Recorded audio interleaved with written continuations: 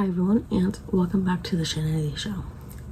So, as promised, here is June's Book Tag Tuesdays video, and just a little bit of housekeeping before I get into it. First off, hopefully I will get around to doing a monthly Thursdays on Thursday the 26th. I might not be able to get around to it. I'll just have to see, but I will try to let you know by tomorrow, Wednesday, if I won't be able to do a monthly Thursdays. I have a pretty good video lined up or a video idea lined up for monthly Thursdays this month. But again, we'll just have to see. I also remember that I have to do the mid-year book freakout, and I hope to do that maybe the first Tuesday of July, which will be next week. Yeah, it'll be next week. Let's see. It'll literally be July 1st, so a week from today. Again, I'll see. It might just end up, I'll see when I can post that. It'll either be Friday or next Tuesday. But that is something that I plan to do as well. So keep an eye out for the monthly Thursdays for June, and then the mid-year book freakout tag as well. But with all that said, let's get into this video. As you can tell from the title and the thumbnail, this is the not monthly Thursdays, Book Tag Tuesdays, specifically the Summer Vibes book tag. I have a pile of books here to answer the prompts, and as usual with all of my book tag videos, Book Tag Tuesdays videos, the prompts and my answers are down below in the description. And I am tagging anyone and everyone who wants to do this, so you can do it in a comment down below or do it in your own video. Just make sure to send it my way somehow if you do it in another video so that I can see your answers. So the first prompt is The Beach, a book with I was mixing up two of the prompts. So the first prompt is The Beach, a book set somewhere tropical, and for that one I have chosen Almost There by Farrah Rochon. It's Louisiana, it's tropical enough, it's close enough to the tropical line. So with this one, I'm not going to read the synopsis just because this synopsis gives too much away, and it's honestly something that you need to read about rather than reading about in the synopsis. You need to read about it in the book. So essentially this is a Disney twisted tale, and it follows the what if question of what if Tiana had made a deal with Facilier. And honestly, I absolutely loved this book. I love Princess and the Frog to begin with, and in this book we really got to explore the story in a new light and see the characters. Like Lottie in this book, I am a Lottie stan through and through. I've been a Lottie stan since the beginning, and honestly, Lottie in this book is chef's kiss, perfect. Now, the next prompt is Music Festival, a book with a focus on music. Now, I didn't have any books specifically, at least that I've read, with an emphasis on music. And the closest thing I could come up with was the Odyssey. I might have some books on my bookshelf that have a lot of music in them. I just can't think about that. I just can't think about which ones they are right now. And this one, since it's kind of epic, there's also Epic the Musical, but since this is very lyrical, it's an epic poem, like it's the closest thing I can do. It is kind of a cheat answer, but we're going with it. And this one, if you don't know, I was about to not do the description. This one, if you don't know, is basically following Odysseus's journey home after the Trojan War, after the Iliad. And in this, we're following the 10-year journey home and everything that goes on. Honestly, in Epic the Musical, Poseidon's songs are, I love Poseidon so much. Like, he's an asshole. I shouldn't have picked this one up yet. Poseidon is an asshole, do not get me wrong. And if you're gonna come at me with like the Medusa story, I'm not disregarding that, but that is a Roman myth, not Greek. And I don't know, maybe it's because I'm a water sign if we're gonna get weird about it, but I've always loved Poseidon and I've always loved the sea. So anyway, the next prompt is Watermelon, a book with a juicy secrets, the book that I picked up earlier. The Three Lives of Alix by Natasha. I've talked about it recently in previous videos. And essentially you're following Alix St. Pierre, an unforgettable name for an unforgettable woman. She grew up surrounded by Hollywood glamour, but as an orphan never truly felt a part of that world. In 1943, with World War II raging and men headed overseas to fight, she lands a publicity job to recruit women into the workforce. Her skills, persuasion, daring, quick wit, under pressure, catch the attention of the U.S. government, and she finds herself with an even bigger assignment, being sent to Switzerland as a spy. Soon, Alix is on the precipice of something big, very big, but how far can she trust her German informant? After an Allied victory that cost her way too much, Alix moves to Paris, ready to immerse herself in a new position as director of publicity for the yet-to-be-launched House of Dior. In the glamorous halls of the French fashion house, she can nearly forget everything she lost and the dangerous secret she carries. But when a figure from the war reappears and threatens to destroy her future, Alix realizes that only she can right the wrongs of the past and finally find justice. I love this book. I love Alix. Alix is probably my favorite character within the Natasha Lester world. And something to note about Natasha Lester's works is that a lot of her books, especially her more recent books, so The Paris Seamstress, The Paris Orphan, The Paris Secret, The Riviera House, The 3 Lives of Alix St. Pierre, and The Disappearance of Astrid Bricard. All these books, they're not a series of standalones, but they are in an interconnected world within fiction. So you do see characters recurring and popping up again, which I love to see in a series, because it's like, if you're gonna go for it, and Natasha Lester does. So I love that book. So the next prompt is Water Park, a book set on the water. Now this book I have not read, but it feels fitting. So A Pirate's Life for Tea by Rebecca Thorne. And this, before I bought this, I didn't realize that it was a sequel. I thought it was like a series of interconnected standalones, and the first book is Can't Spell Treason Without Tea. I didn't realize it was a series, so I bought the second book. I need to get the first book, but I think it's a series. Let me know down below in the comments if I need to read book 1 before reading this one.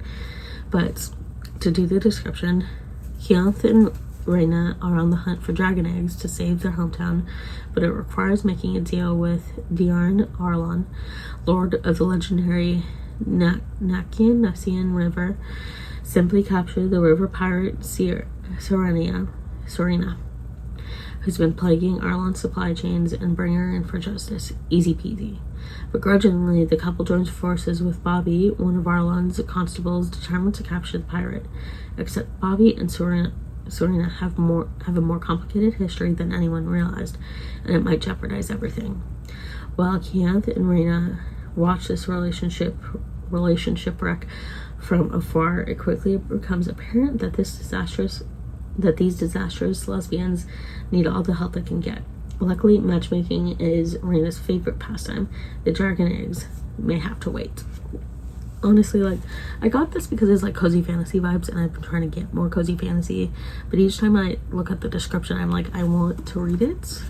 But again, I don't know if, look how cute that is. I didn't even look at this book. Let me fix it up.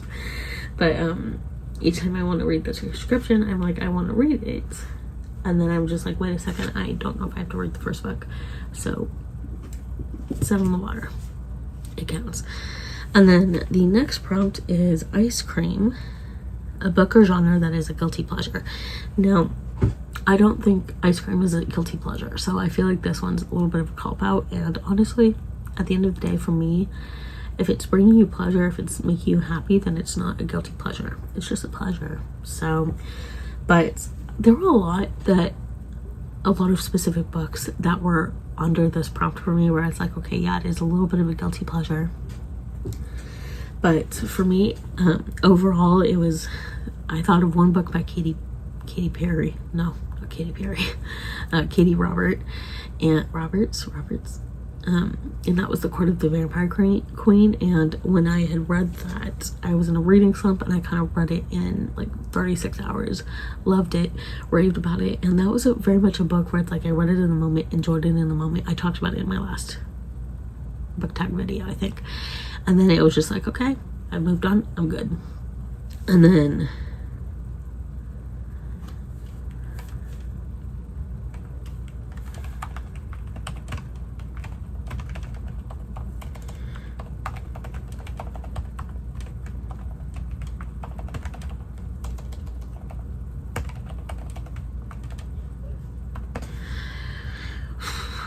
the main ones that I kept returning to, mainly because I have one of the copies on my bookshelf were Alessa's Thorne's books. Now, I do think the cover is a little bit much, but honestly, like, I'm not bothered by people on covers. Like, it is what it is with some books, you know. This one is specifically the Gods of the Duat trilogy, and it's under the overarching Court of the Underworld God's Universe series by Alessa Thorne.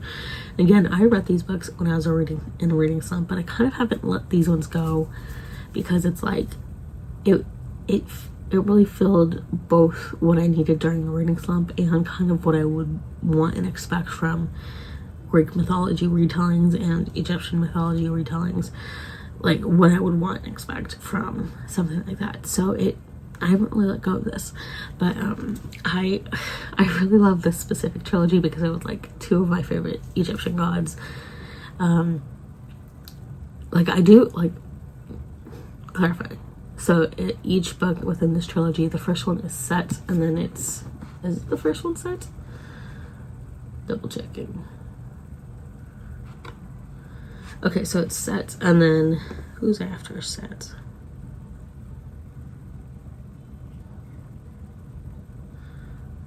So it's set, Thoth, and then Anubis. And Thoth and Anubis, I like, even before this book, I've always loved them.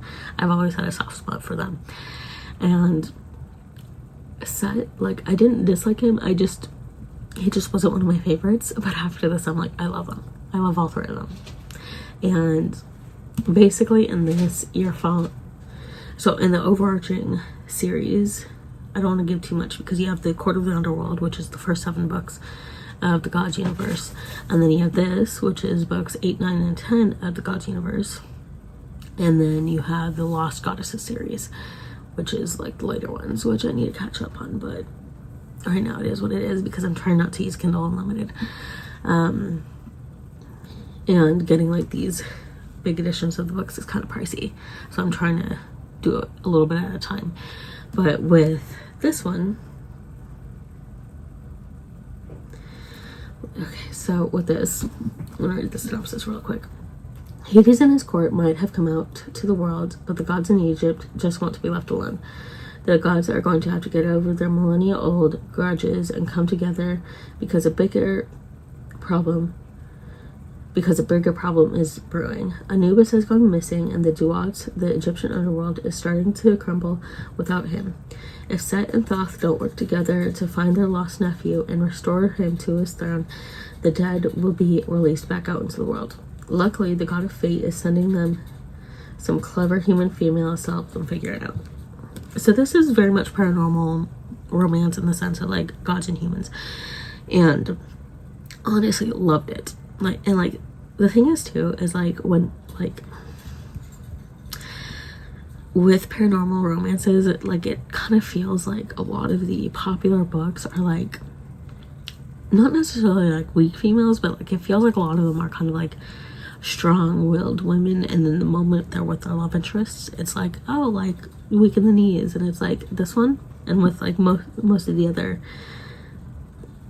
God's Universe, like the Court of the Underworld, like that's not what happens. They all like remain like they're in love and like they're happy in love, and they do get weak in the knees, but like they don't lose who they were before. So this is such a fun series. And then the next prompt, where am I? There we are. The next prompt is Picnic with Friends, a book about friendships, and I had a lot that I wanted to talk about, but I did want to go with The Hobbit because I feel like I don't talk about it enough. Excuse me, or that I haven't talked about it enough recently. You might feel the opposite, but here we are. So in this, you follow the journey of Bilbo Baggins and him helping out a wizard and 13 dwarves helping the 13 dwarves mainly reclaim their homeland of Erebor the Lonely Mountain. And that's all you need to know because this has been out for a while. I love this book. And then the next prompt is Road Trip, a book that takes you on an adventure. I could have said The Hobbit for this one, but I'm going with Lord of the Rings here, showing Fellowship of the Ring. And again, I feel like I haven't talked about it enough lately. You might feel the opposite. My video, my channel, I'll talk about it some more. And in this, you're following Bilbo's nephew Frodo, who has to take the One Ring of Sauron and destroy it in the fires of Mount Doom. Again, it's been out long enough, and I feel like it's so widely talked about. Also, Rings of Power is not it. It's not as good as people make it out to be. Like, it isn't. Not my Galadriel. So the next prompt is Sunburn, a book that you regret reading. Now this one I don't have on my shelf anymore, but it's Raising the Horseman by Serena Valentino. I was so looking forward to that book. I was so looking forward to it, and it was such a disappointment. I could have said all of Serena Valentino's books that I've read. I've read the first 3 in the Villains series that she has going, and then Raising the Horseman. But the first book with the Villain series, The Evil Queen, I feel like that did what it set out to do, what she had initially set out to do. And it partly might be on me because I went into that series, like those first 3 books, I went into it expecting a series of interconnected standalones like the Disney Twisted Tales are, but like going over the villain backstory. And that's what I went into expecting, but it slowly became not that. And I don't like it. First book was solid. Like I said, first book did what I think she had initially set out to do, but I think it became so popular that she like combined it into like one storyline, which was not a smart move in my opinion. And with Raising the Horseman, I absolutely love the Disney short Ichabod and Mr. Toad, The Adventures of Ichabod and Mr. Toad. Absolutely love it. I love going on Mr. Toad's Wild Ride at Disneyland. 1 second, I need water. I love watching that short. I love listening to the Ichabod soundtrack, and it's just like, it's one of my favorite comfort things. And this, in the book, Raising the Horseman, if it had done anything differently, I would have enjoyed it more. But like, it had aspects that were different, where you have like a queer relationship as the main thing at the end, which I appreciated and I really enjoyed that. But it's like, that doesn't make up for everything else that was wrong in my opinion with the book, because the story was essentially beat for beat for beat for beat the original story, and part of it was the fact that they were following the original timeline a little bit, and then they had the dual timeline with one of Katrina's and Brahm's descendants, and it just felt kind of stupid at times, because Katrina, the original Katrina, made it so that only her female descendants would get her inheritance, which great, but they would only get it if they were named Katrina. And it's like, yeah, she was a little bit spoiled and self-centered, but I don't think she would have done that, because it's like, Ichabod was an asshole in the original animated short. Ichabod was an asshole in that, and Katrina saw that, and she was pitting them against each other just to see how far Brahm would go, because she did like Brahm, at least the way I've seen it and the way I've interpreted it. Like, she was willing to see how far Brahm would go, so she was pitting them against each other and making it seem like she liked Ichabod when she didn't. But like, she wouldn't have gone, she wasn't petty enough to go so far as to be like, only my descendants will only get the inheritance if they're named Katrina. Like, I don't think she would have done that. That's like way too petty. And like, okay, like her descendants kind of make the name their own. They go by Trina or Katee or whatever it is. And you get to the more modern day hotline, and then you have like the newcomer in town. What was her name?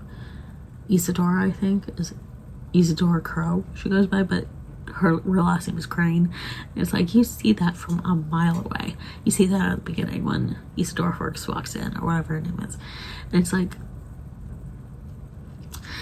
the more modern timeline, it's not exactly modern, but the more modern timeline, it's beat for beat like the original, except for Kat, the descendant, ends up with Isadora instead of her boyfriend. And at one point, Ichabod possesses the ex-boyfriend, which felt so stupid. And it's like, it was a little bit of a mess. It was a lot of a mess. And I was so excited for it.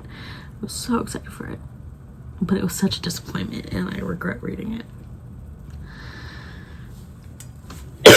Excuse me.